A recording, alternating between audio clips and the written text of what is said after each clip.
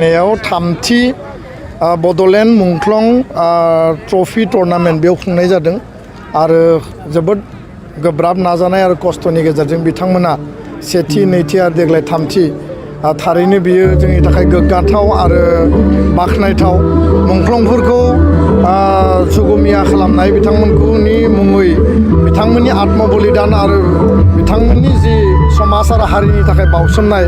बे थारैनो बे गेलेनायनि गेजेरजों अरां दख'रानि सिङाव जिखिनि मुंख्लं दंमोन बे जुगामि जागोन मिजिंथियो नैबे गेलेनायनि गेजेरजों जोंनि ओनसोलाव थानाय गुबुन गुबुन प्लेयार बा क्लाबफोरनिफ्राय मोजां प्लेयारा साबना हामना गुड पारफरमेन्स होनो हानाय प्लेयारफोर ओंखारगोन आरो समाजाव जि समाजारि जि गाज्रि मोनसे थासारि जौनि फारसे जुवा ड्राग्स बा मबाइल आरो बाइक बायदिसिनानि फारसे जोंनि इयुथनि एनार्जिया जि इनभेस्ट जादों आरो समाजारि हेंथा मोनसे नुजाथिदों बेयो पजिटिभ एनार्जियाव नैबे गेलेनायनि गेजेरजों बिथांमोननियाव मोनसे जांख्रिखांनाय बा जावरिखांनाय फैगोन थारैनो बड'लेण्ड ओनसोलाव बिटिआर सान्थि सुक्तिनि उनाव दिनै गोजोन गायसन जानायनि उनाव दुरान्ड काप सन्टोष ट्रफी बायदिसिना जोङो गेलेनाय नुनो मोन्दों आरो इन्डियानि वमेन फुटबलनि केप्टेनानो दिनै बर' अपुर्णा नार्जारी बेयो जोंनि थाखाय गोग्गाथाव सानै बर' सेंग्राया बावैसो साफ गेम गेलेनानै बिथांमोना पारफरमेन्स दिन्थिनानै फैदों आरो दिनै इन्डियायाव एशियान गेम्सआव 100नि बारा गल्ड ब्रन्ज आरो सिलभार मेडेल देरहानो हानाया जोंनि थाखाय बेयो मोनसे थुलुंगानि नेरसोन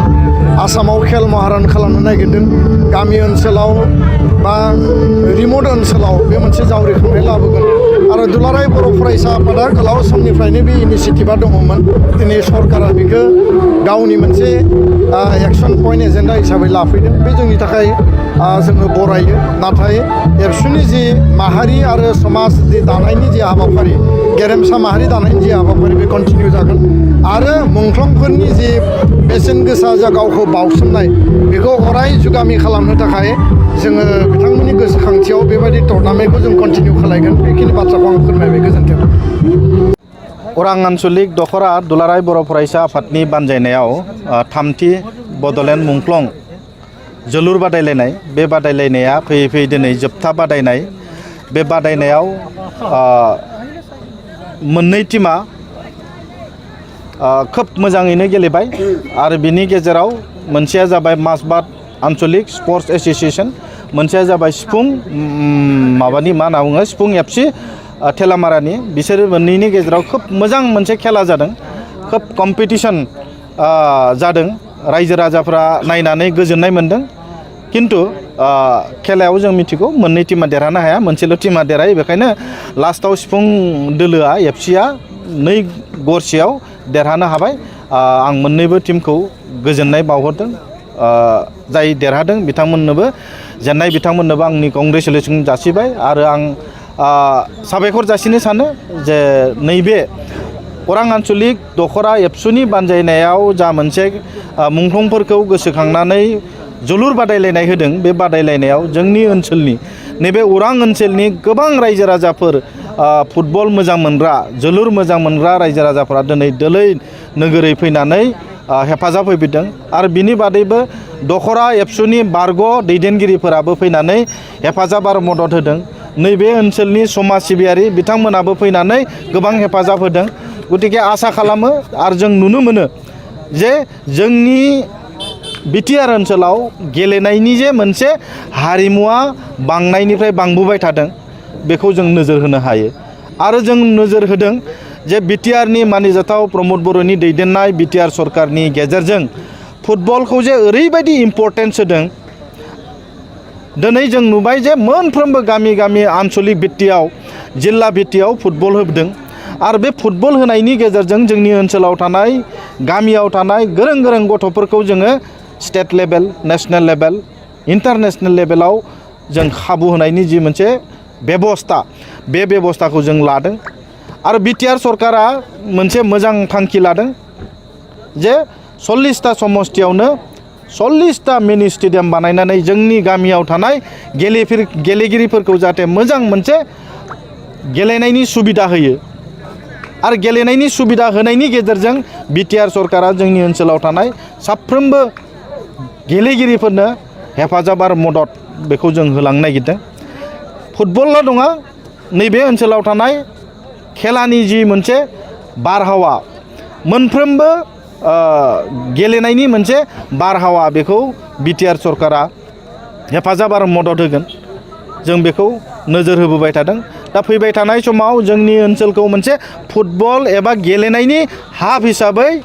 जाहाथे भारतबर्षआव, आसामाव, नर्थ इस्टआव आरो बुहुमावनो मोनसे मुं जों मोजां लाबोनो थाखाय बे मोनसे जोंनि थांखि। फैबाय थानाय समाव जोंनि ओनसोला जे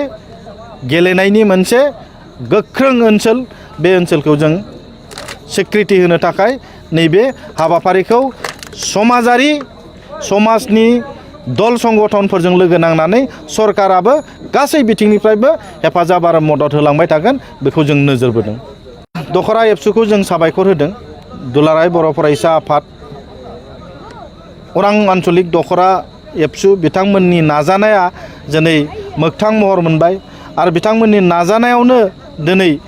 जोंनि बड'लेण्ड सोरजिनायाव जाय बिथांमोना मुंख्लं जालांबाय, बिथांमोननि मुंखौ गोजोर लाखिनो थाखाय फैबाय थानाय समाव बिथांमोना जाहाथे जोंनो मुंख्लंफोरा गोहो बोलो आरो जोंनि हारिखौ गेरेमसा माहारि दानाय, बेयाव जोंनो बोर सारस्रिहरो। बेयो जोंनि अराय आर'ज आरो जोंनि दखरा आन्चलिकनि, अरां दखरा आन्चलिकनि गासैबो बिबानगिरिफोरखौ आंनि गोसो गोरबोनिफ्राय साबायखर जासिनाय थाबाय। गाव गावनि देहाखौ गोग्गो आरो गोख्रों खालामनो गोसो गुदुं लाइमोन एबा सुबुंफोरनि थाखाय मोजां खौरां। क'क्राझार सोहोरनि खोदोमथलायाव लानानै फैदों फिट सिटी मुंनि मोनसे जिम सेन्टार। सोरांस्रि नार्जारिनि गोदानै बेखेवजानाय फिट सिटी मुंनि जिम सेन्टाराव फैनानै नोंथाङा नोंथांनि देहाखौ गोग्गो आरो गोख्रों खालामना लादो। अब्ला मानोथो गोबाव खालामखो? नोंथाङा थाबैनो फिट सिटीआव एडमिसन लाहैदो। आबुंसिनै मिन्थिनो थाखाय 7896710934 नङाब्ला 9706677961 मबाइल नाम्बाराव कल खालामनो हागोन।